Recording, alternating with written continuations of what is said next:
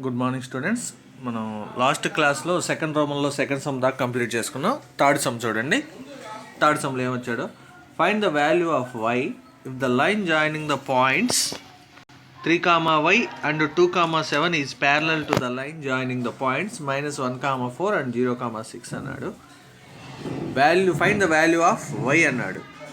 ఇక్కడ 2 పాయింట్స్ని జాయిన్ చేసే లైన్ అంటే ఆ ఫస్ట్ 2 పాయింట్స్ ఇచ్చాడు కదా, 3, 2, 7 వాటిని ఏ అండ్ బి అని తీసుకుందాం. ఏ కామా బి, రిమైనింగ్ పాయింట్స్ని సి అండ్ డి అని తీసుకుందాం. మనం first given A 3, B 2, 7 and C -1, 4 D 0, 6.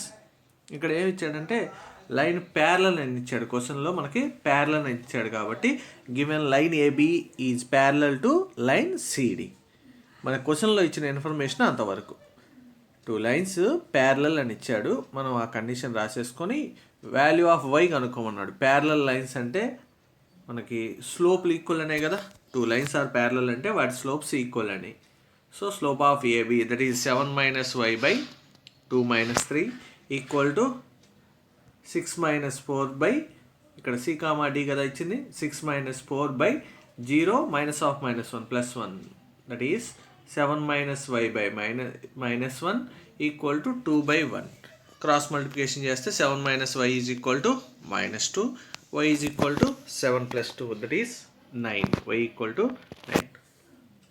మనం ఇప్పుడు దాకా చేస్తున్నాయన్ని ఆల్మోస్ట్ ఆల్ స్లోప్ మీద ప్రాబ్లమ్సే. 2 స్లోప్స్ ఈక్వల్ అయితే 2 లైన్స్ ప్యారలల్ అంటే స్లోప్స్ ఈక్వల్. ఈ క్వశ్చన్లో మనం నేర్చుకుంటుంది లైన్స్ ప్యారలల్ అంటే వాటి స్లోప్స్ ఈక్వల్. స్లోప్స్ ఈక్వల్ అయితే లైన్స్ ప్యారలల్ అని. నెక్స్ట్ ప్రాబ్లం చూడండి, 4th one. Find the slopes of the line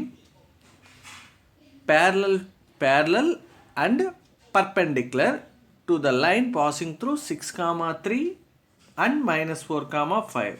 ఇక్కడ 2 బిట్స్ ఇచ్చాడు. ఏంటంటే ఈ ఏబి అనే 2 పాయింట్స్, ఫస్ట్ ఆ ఇచ్చిన 2 పాయింట్స్ని ఏ అండ్ బి అని తీసుకున్నాం మనం. A 6, 3, B -4, 5. Parallel line perpendicular line కనుక్కోమల్లా వాటికి.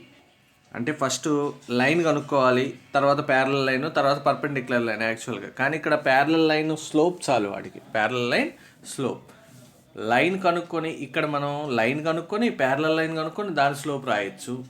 లేదా డైరెక్ట్గా స్లోపే కాబట్టి అడుగుతుంది, లైన్ కూడా కనుక్కోవాల్సిన అవసరం లేదు. ఈ లైన్ స్లోపు కనుక్కొని ప్యారలల్ స్లోప్ రాసేస్తే సరిపోతుంది. సో స్లోప్ ఆఫ్ ఏబి, ముందు ఏబి స్లోప్ తీసుకుంటున్నాం. ఇక్కడ ప్యారలల్ లైన్ అంటే ఇది లైన్ ఏబి అనుకుంటే ప్యారలల్ లైన్. సో ఇక్కడ ఏబి స్లోపు -1/5 అని వచ్చింది.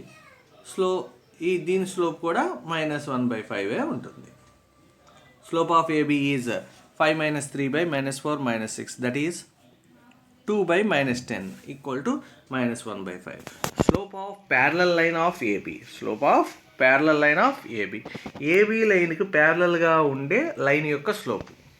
ఏబికి ప్యారలల్గా ఉండే లైన్ యొక్క స్లోప్ ఎంత అంటే -1/5. అలాగే పర్పెండిక్యులర్ లైన్ యొక్క స్లోప్ కూడా కనుక్కోమన్నాడు. అంటే ఏబికి పర్పెండిక్యులర్గా ఉండే line slope.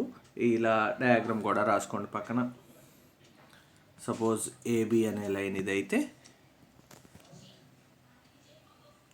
AB parallel line and perpendicular line. Parallel line slope, perpendicular line slope. ఇది ప్యారలల్గా ఉంది, ఇది పర్పెండిక్యులర్ లైన్. సో ఇలా రాసుకోండి చాలు. Parallel line and perpendicular line. Perpendicular line slope అంటే -1/m that equal to -1/5 equal to 5. 4th one. Next 5th one చూడండి. Find the equations of the straight line which makes the following angles with the positive x-axis in the positive direction passes through the points given below అన్నాడు. So ఇక్కడ క్వశ్చన్లో ఏమి ఇచ్చాడు చూడండి. Makes the following angles with the positive x యాక్సిస్తో చేసే angle ఇచ్చాడు, and passes point ఇచ్చాడు. పాస్ అయ్యే పాయింట్ ఎక్స్ యాక్సిస్తో చేసే యాంగిల్ ఇచ్చాడు. సో యాంగిల్ పాయింట్ ఇస్తే మనం యాంగిల్ నుంచి ఏం చేసుకుంటున్నాం అంటే స్లోప్ కనుక్కుంటున్నాం. స్లోపు పాయింట్ ఉంటే స్లోప్ పాయింట్ ఫామ్ తెలుసు కదా, దాని నుంచి లైన్ ఫామ్ చేసుకుంటున్నాం అంతే. ఫస్ట్ బిట్ చూడండి, given θ equal to π/4 p 0, 0, m equal to tan θ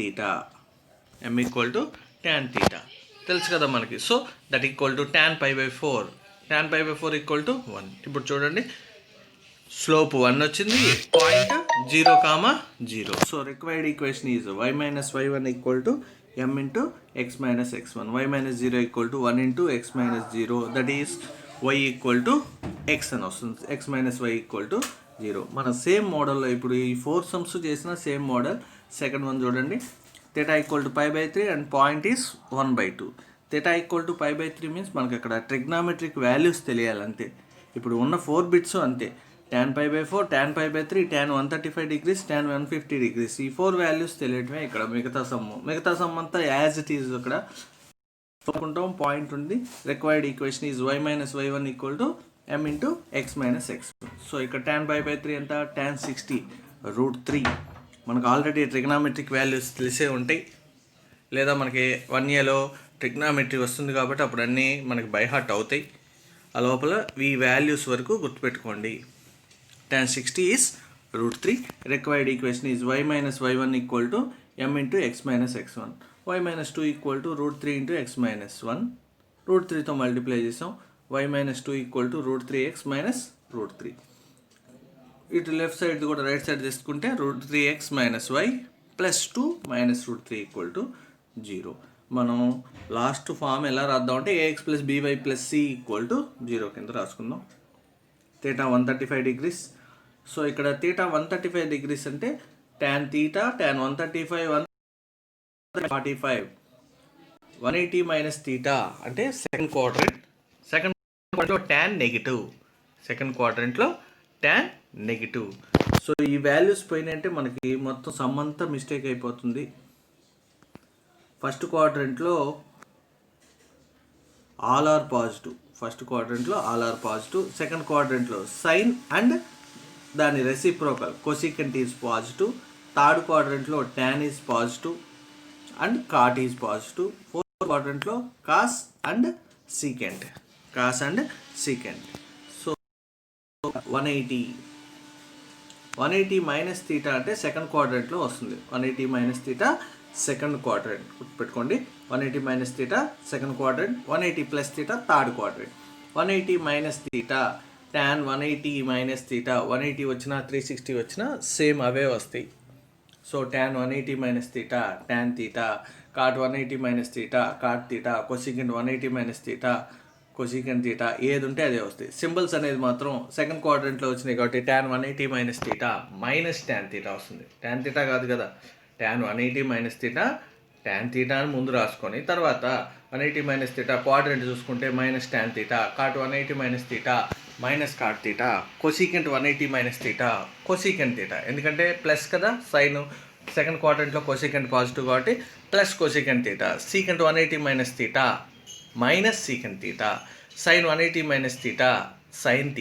cos 180 minus θ minus cos θ. Only sine and cosecant మాత్రమే positive, remaining all are negative. So ఇప్పుడు మనకు కావాల్సింది tan 180 minus 45 equal to minus tan 45, m equal to -1. నేను ఈ trigonometric values వరకు మీకు ఎర్లియర్గా already చదివిన వాళ్ళకి అర్థమవుతాయి, లేదా మనకి ఎక్సైజ్ అది 1 yearలో మ్యాథ్స్ 1 yearలో చెప్పినప్పుడు ట్రిగ్నామెట్రీ చెప్పినప్పుడు ఇవన్నీ బై హార్ట్ అవుతాయి. వాటి గురించి పెద్ద ఇబ్బంది లేదు. మీరు వాల్యూ వరకు నోట్ చేసుకోండి. tan 135 equal to -1. Required equation is y - y1 equal to m into x - x1. ఆ వాల్యూలు సబ్స్టిట్యూట్ చేసుకున్నాం. నెక్స్ట్ అలాగే fourth θ equal to 150 degrees. tan 150 is tan 1 - 30, that is minus tan 30, m equal to -1/√3. y - y1 equal to m into x - x1. y plus 1 equal to -1/√3 into x plus 2. √3తో cross multiplication చేస్తే √3y plus √3 equal to -x - 2. That is ఈ -x - 2 right side left side తీసుకుంటే x plus √3y plus 2 plus √3 equal to 0. ఇవి 3, 4, 5 ఈ 3 sums note చేసుకోండి, నేను PDF పెడతాను. Remaining సమ్ములు next క్లాస్లో చేద్దాం.